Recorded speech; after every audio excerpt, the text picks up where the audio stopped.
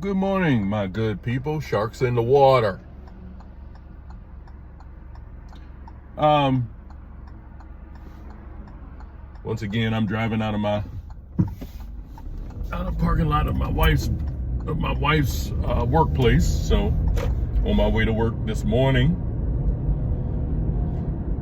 had a fairly interesting weekend. Had to take my kitten to the hospital because she was throwing up and passing diarrhea, and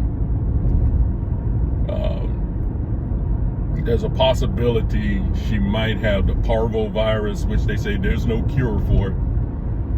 And I'm preparing myself for the worst. Right now she's doing fine. She's playing, and she's just as active as she's always been. But I'm still preparing for the worst. As you all know, I had a kitten some weeks ago, another kitten that died, and I took this kitten, the one that survived, I took this one to the vet, and they said she checks out fine and everything, and so I don't know, but I'm just hoping and praying that whatever God's will is, that she'll make it through. But anyway, but that's not what I want to talk about today, of course. What I want to talk about today, a friend of mine called me yesterday, and he was talking about, T.D. Jake's daughter, passing the mantle to T.D. Jake's daughter and whatever. And it sparked something within me. It triggered something within me. One thing I noticed about a lot of these churches, these Pentecostal, Word Faith, all these kinds of churches, what is it about them that when their preacher dies, passes away or whatever, they give the pastorship or whatever to a family member? They pass down the bishops, to a family member. I noticed this in T.D. Jake's church, Tony Evans. I think Rod Parsley has done it. Well, Rod Parsley hasn't passed away, but he and his daughter, they're part of the leadership of World Harvest. I think that's the name of the church. But I notice a lot of these churches, when they're patriarchal or whatever, their leaders pass away, they always pass down the leadership to a family member, to a son, to a wife. The church I once belonged to, the pastor passed away, and they passed the so-called mantle. They love using that word, mantle, down to his wife. And people will say things like, well, you don't know what the Lord spoke, and you don't know what he said, and you shouldn't be. I have a problem with that. I have a serious problem with that, because it seems to be a pattern. And once again, people say, well, we're not treating churches like a business, but you are. Because it's almost like it's a family business. Oh, this is, son, when you grow up and be like me, I'll pass down the headship of the church to you. The churches are already run like a business. A lot of churches are incorporated, which a church should not be incorporated. Mount Tobiah Church Incorporated, it's not supposed to be incorporated. It's a church of the living God. But these people will pass it down to a family, and I'm wondering about that. Why do you pass it down to a family member? T.D. Jakes passed down the mantle to his daughter, which I'm just going to be honest with you all. I don't agree with that, period. And of course, last week we had the incident where a female pastor, rebuked one of her praise singers because she didn't hug her right. And these people, they get up here in these positions of leadership and they think, they'll throw around, oh, the Lord told me this and the Lord told me that and the Lord told me this. And that's a way to get you to be submissive, because nobody wants to go against God. Nobody wants to go against God. I don't want to go against God. Anyone with half a brain in their head does not want to go against God. But they always throw this around. The Lord spoke to me and told me, and none of that impresses me anymore. None of that impresses me. I tell people, if I want to hear something from God, I'll go to the Bible. But I'm always hearing people saying, oh, the Lord told me this and the Lord revealed this to me and everything. And, I've never had those. To be honest with you, I've never had those type of encounters, where the Lord told me this and the Lord told me that and he revealed this to me and everything. Everything that I need to be revealed about God is in his word. Now, some people say, well, I know what God told me. You can't tell me God didn't tell me this and everything.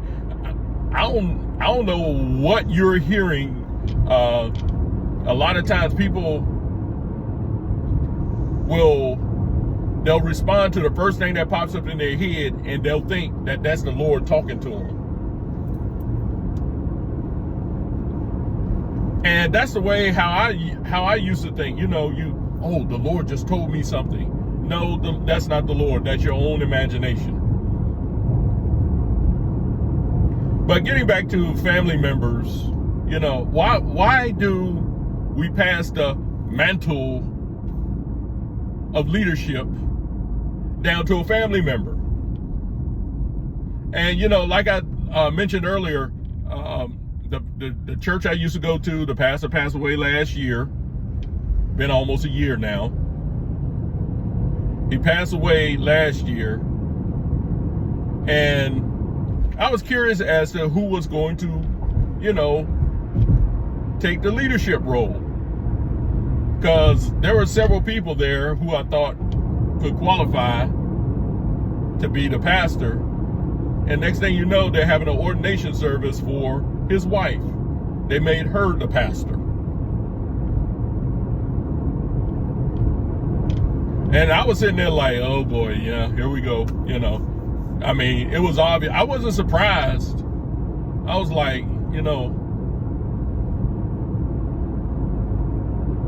and why do we do that? Why do we treat the church like it's a family business?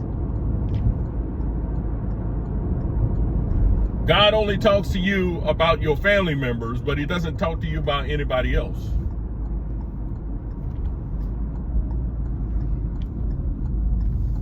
Who could be more qualified than a family member. And I don't get it. I really don't. And to be honest with you, I'm just going to be honest with you. I'm not trying to be mean or anything when I say this, but I believe a lot of these preachers are not hearing from God. They get a child that comes up as charismatic as they are, and they're like, oh yes, this is going to be the next pastor. This is going to be the next bishop and whatever. But folks, let me tell y'all something. Church is not a family business. God doesn't care about the family members that you favor. He cares about his word being spread. He cares about you preaching his word.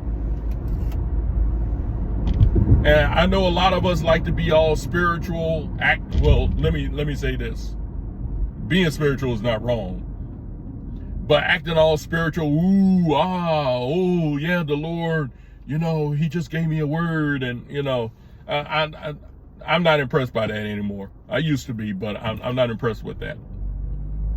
I haven't been impressed with that for the past 15 years now. So all that, oohing and awing and, I know the Lord told me this and everything.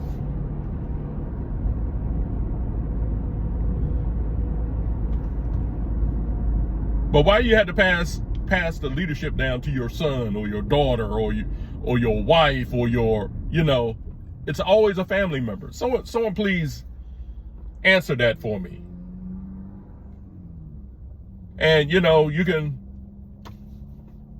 put down what you think in my comments, and be respectful when you do it. Okay. Y'all don't come up with this, with these vague statements and, condescending statements and ad hominems and character assassinations. Just give me an honest answer to why you think that is. Now, having said that, I want to go off on something else too. I want to go on to something else as well. Of course, you all know about the death of Charlie Kirk last week. It's been about a week, and the world is still buzzing about his death. Flags are flying at half-mast, which I think is appropriate because he was a true American, to be honest with you. But I want to talk to you about these people who are celebrating his death. You all are disgusting people. You all are really disgusting to celebrate this man's death. And then you got people who call themselves Christians saying that this man was a bigot and that he was a white supremacist and all this type of stuff. Where do you all get that from? Oh, okay, I get it. Because he said that Ketanji Brown Jackson was a DEI hire. Well, wasn't she? Wasn't she? And when DEI came out, you all were all in favor for it. Oh yeah, DEI, yes. This gives people, this gives black people a bigger chance to, make it in society and everything. But now when someone calls them a DEI hire, now you're triggered. Yeah, I believe that Ketanji Brown Jackson was a DEI hire. I believe Kamala Harris was a DEI hire. Both of them were promoted by Joe Biden, and when he promoted them, he said, "Yes, I'm going to have a black woman in this position." Why do you have to say it has to be a black woman? Why do you have to say, oh, it's a black woman? Why don't you say, oh, I've made my decision on who I want to, take this position or whatever? Ketanji Brown Jackson is a DEI hire. And nobody can answer the question of why, when she was posed the question of what a woman is, she couldn't even answer it. She said, well, I'm not a biologist. And people are over here celebrating her as the first black woman on the Supreme Court, on the Supreme Court. And people are like, well, how in the world can she say she's the first black woman on the Supreme Court, but she can't even define what a woman is? And nobody sees anything strange about that. Yes, she was a DEI hire, and people get up there, they say, oh, they worked hard to get there. They worked hard. There are a lot of people that worked hard to get there. They didn't make it. Just because you got a college degree, all that means is you turn your assignments in on time and you pass your test. That's all that means. That's all that means. But someone like a Clarence Thomas who worked hard to be on the Supreme Court, oh, he doesn't qualify. Why is that? And not only that, Clarence Thomas had a 30-year head start on Ketanji Brown Jackson. But he doesn't qualify. He didn't work as hard. But Ketanji Brown Jackson, because a lot of you liberal folks who hold to this black mindset and everything, she's one of your favorites, she's liberal and she's black, all of a sudden she qualifies because she worked hard. I don't know where you all get this mindset from. It's a selective mindset, basically. And you got people like Jamal Bryant getting up there talking about, it's wrong what happened to Charlie Kirk, but he was a white supremacist and all this and everything. And I'm like, you all don't keep your sympathies to yourself. Keep your sympathies to yourself, because you're talking out of both sides of your neck.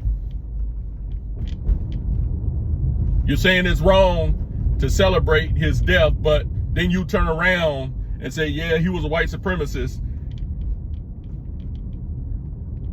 And I heard Jamal Bryant say this, and Raphael Warnock say the same thing.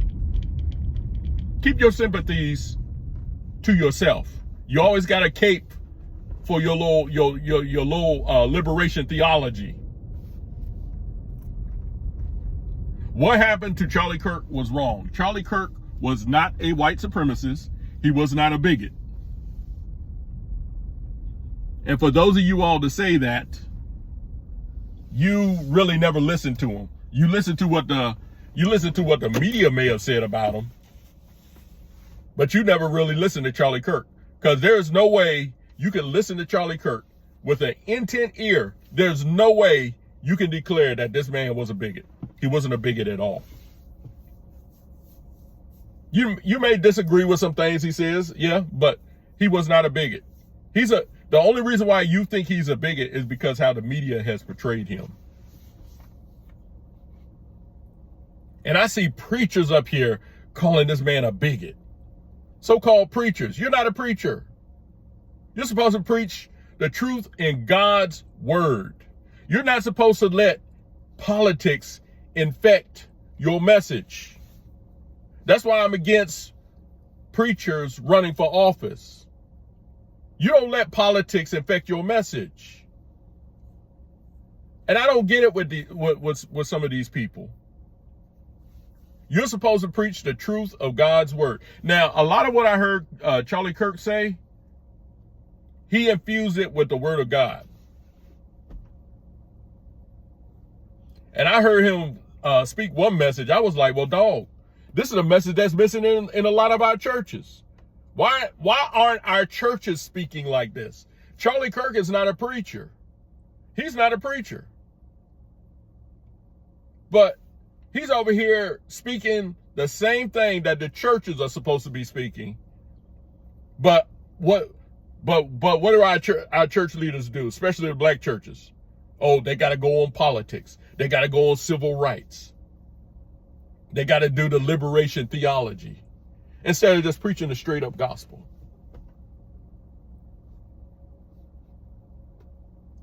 And, I did another video, some people came against me because I said, I'm not going to be so soon to put Charlie Kirk in heaven. A lot of people, came against me because of that.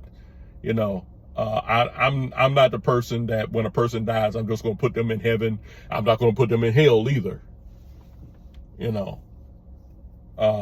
Someone even told me, well, do you think the apostles made it to heaven? Things like that.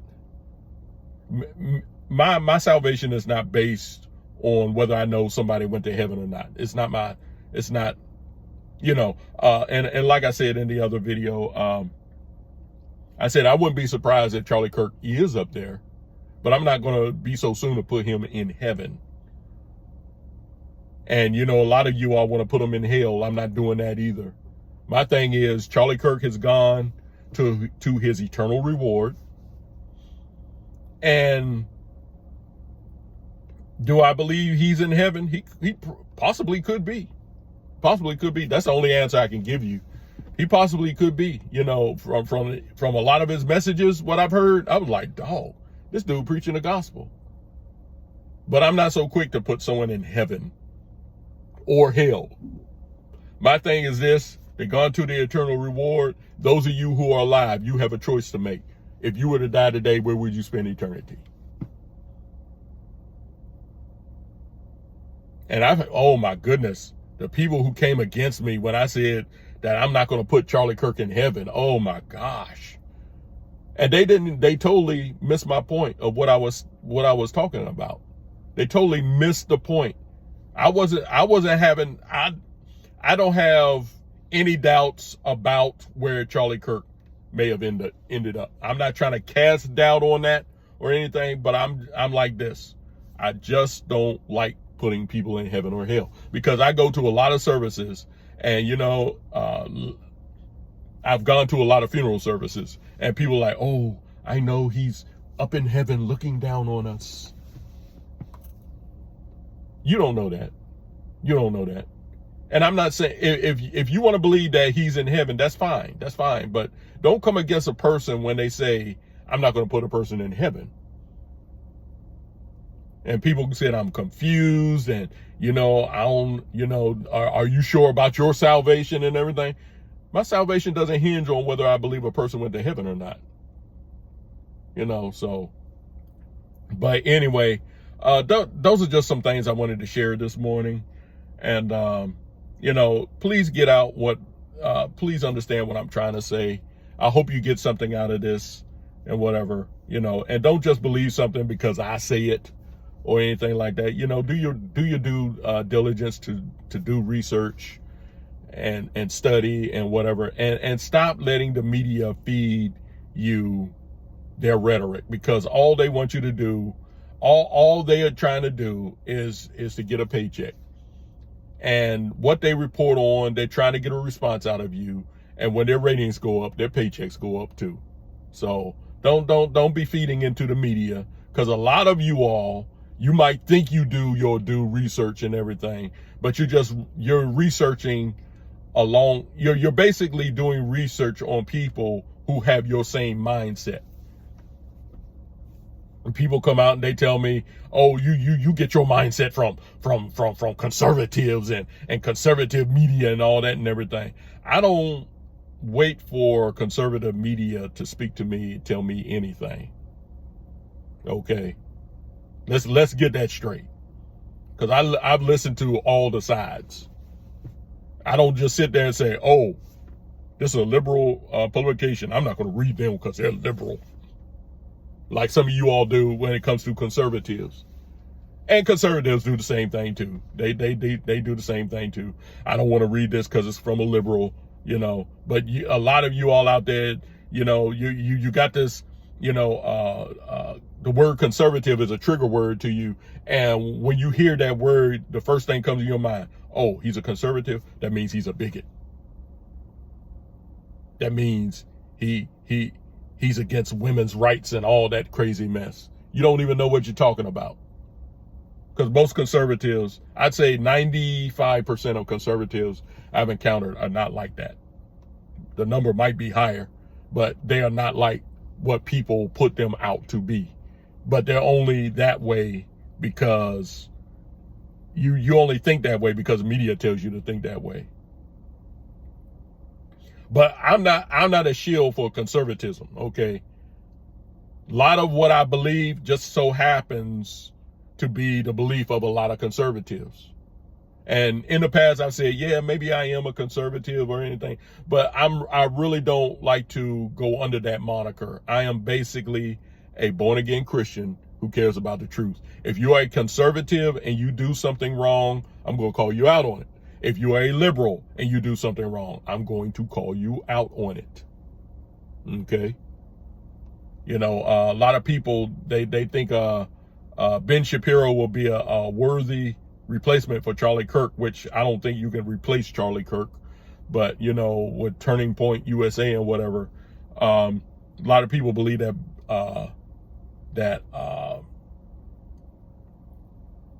I just mentioned his name and I just forgot his name that quick. But anyway, a lot of you all believe that Ben Shapiro would be a great replacement for Charlie Kirk. And I'm like this. I believe Ben Shapiro is a staunch conservative, but I don't think he would be a great replacement because Ben Shapiro doesn't bring the gospel. Ben Shapiro, Ben Shapiro, sometimes I've seen him and he can be a bit of a jerk sometimes. I like a lot of what he says, but no. But it's not about who's going to replace Charlie Kirk or anything like that. Those of us who bring the truth, don't let this period of time intimidate you from sharing the truth. Don't let this hinder you from sharing the truth, okay? But, you know, as far as Charlie Kirk cannot be replaced. There was only one Charlie Kirk. Just like there's one Vincent. Nobody's going to be able to replace you. But Ben Shapiro, I do not agree with Ben Shapiro coming to the forefront. You know, that's just my personal belief. You can take it to mean whatever you want or whatever, but Ben Shapiro would be a bad choice. But anyway, I'm just sharing my opinion. You all take care of yourselves out there. Stay safe. Continue to stand for the truth. This is Vincent E. Brown. I'm signing off, and until the next time, I'll see you on the rebound.